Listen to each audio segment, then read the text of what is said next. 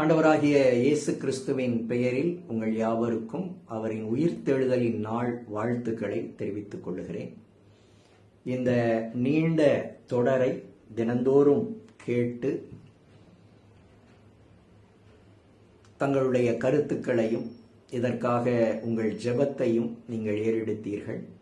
அனைவருக்கும் நன்றி. இந்த தொடர் இன்றோடு நிறைவடைகிறது. சிலர் தொடர்ந்து இதேபோல் பேசுங்களேன் என கேட்டுக்கொண்டார்கள். யோசிக்கிறேன்.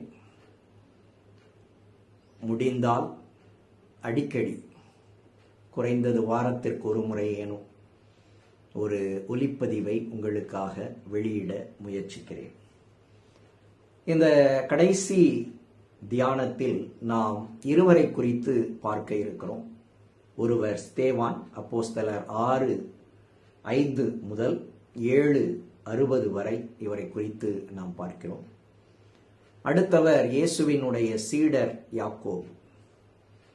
அப்போஸ்தலர் 12:1-2 இவரை குறித்து நாம் படிக்கிறோம். இந்த இருவரும் இயேசு கிறிஸ்துவுக்கு சாட்சியாக இரத்தம் சிந்தி மரித்தவர்கள். இவர்களை இரத்த சாட்சிகள் என நாம் சொல்லுவோம். திருமறையில் பதிவாகி இருக்கிற கடைசி மரணம் இயேசு கிறிஸ்துவின் சீஷர் யாக்கோபின் மரணம். இதற்கு பிறகும் அப்போஸ்தலர் நடபடிகளில் யாக்கோபு என்கிற பெயர் வருகிறது. அநேகர் அவரையும் இயேசுவின் சீடர் என எண்ணிக்கொள்வார்கள். அவர் இயேசுவின் சீடர் அல்ல, அவர் இயேசுவின் சகோதரர். இயேசுவின் சீடர் அப்போஸ்தலர் 12:1-2 கொலை செய்யப்பட்டார். ஆபேல் இந்த உலகத்தில் மரித்த முதல் இரத்த சாட்சி.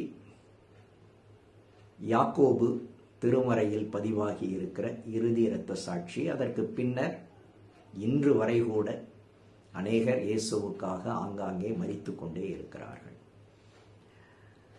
இயேசுவை விசுவாசிக்கிற மக்கள் சுகமான சொகுசான வாழ்க்கையை எதிர்பார்க்கிறார்கள். ஆனால் அவரை விசுவாசித்து அவருக்காக துணிந்து இறை பணி செய்த ஸ்தேவானும் யாக்கோபும் மிக கொடூர துன்பத்தை அனுபவித்து கொலை செய்யப்பட்டார்கள். இயேசு சமயத் தலைவரா, சமுதாய தலைவரா, பொருளாதார தலைவரா என்பதில் மிகப்பெரிய கேள்வி, குழப்பம் இன்றைய கிறிஸ்தவ தலைவர்களிடம், ஊழியர்களிடம், பிரசங்கியார்களிடம், போதகர்களிடம் இருக்கிறது என்பது போன்ற ஒரு சிந்தனை எனக்கு உண்டு.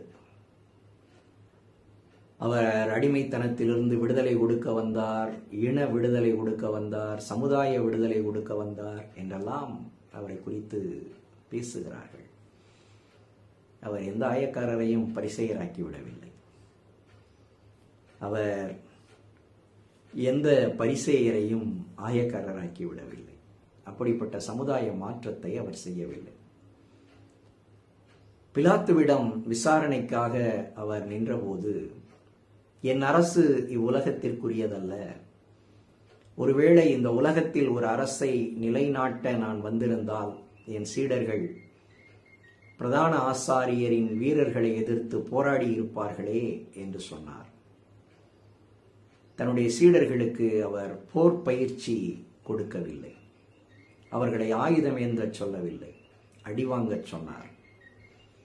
இயேசுவுக்காக அடிவாங்குகிற, இயேசுவுக்காக காயங்கள் ஏற்கிற, இயேசுவுக்காக சிறைப்படுகிற, இயேசுவுக்காக மரணங்களை அனுபவிக்கிற மனிதர்கள் தேவை. இன்றும் ஒரு பெரும் கூட்டம் இந்த பாதையில் மிக சரியாக பயணித்துக் கொண்டே இருக்கிறது. ஸ்தேவானை போல, யாக்கோபை போல துன்பப்படுகிற மக்கள் உண்டு. யாக்கோபை வெட்டி கொன்றார் ஆளுநர் ஏரோது. சில நொடிகளில் வலியில் அவருடைய உயிர் முடிந்து விட்டது. ஆனால் ஸ்தேவானின் மரணம் அப்படி அல்ல. அவரை கல்லெறிந்து கொன்றார்கள்.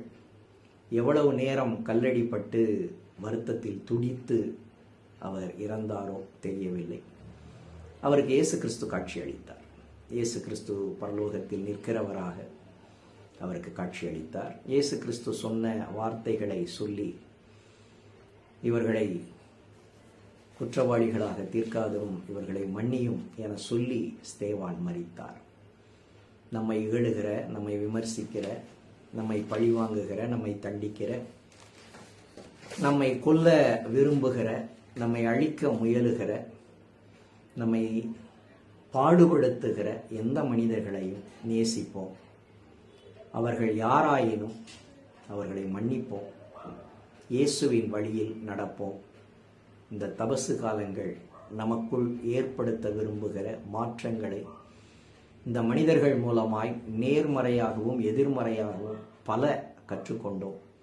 கற்றுக்கொண்ட அனைத்தையும் செயல்படுத்த கர்த்தர் நமக்கு உதவி செய்யட்டும். ஆமென்.